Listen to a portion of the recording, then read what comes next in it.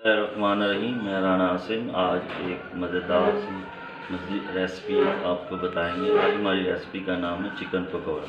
सबसे पहले हम इसको मैरिनेट करेंगे। सबसे पहले हमें चिकन लेना है तकरीबन 750 ग्राम और इसको अच्छी तरह खुश्क कर लेना है, धो के इसको अच्छी तरह, ताकि इसमें बिल्कुल ड्राई कर लेना है।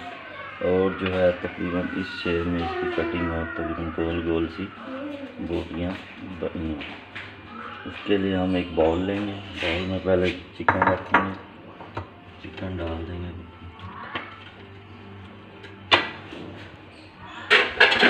चिकन डाल के इसमें सबसे पहले डालेंगे हम काली मिर्च और सफ़ेद मिर्च पाउडर। उसके बाद ये है हमारे पास धनिया पाउडर, सूरज मिर्च पाउडर और नमक। उसके बाद ये हमारे पास है गरम मसाला और चाट मसाला। उसके बाद ये जाएगा हरा मसाला। इसमें हमारे पास है हरी मिर्च, हरा धनिया और थोड़ा सा पुदीना ऑप्शनल है। आप अगर सब मुनासिब समझें तो डाल सकते हैं, ना डालें तो कोई हर्ज नहीं। उसके बाद हम इसमें डालेंगे विनीगर, तकरीबन 2 चम्मच। विनीगर से ये होगा, एक तो इसकी स्मेल ख़त्म हो जाएगी चिकन की, दूसरा इसमें एक्स्ट्रा टेस्ट देगा। और इसी में सोया सॉस भी तकरीबन 2 चम्मच डालेंगे। और ये मस्टर्ड पेस्ट है, ये भी तकरीबन 1 चम्मच तकरीबन डालेंगे। अच्छी तरह हिला लें पहले।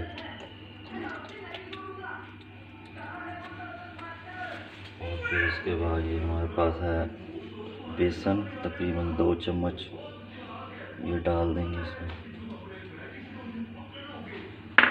और ये कॉर्नफ्लोर है 1 चम्मच बड़ा।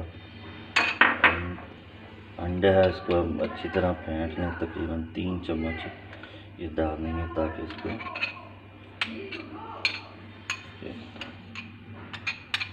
इसको हम अच्छी तरह मैरिनेट कर लेंगे।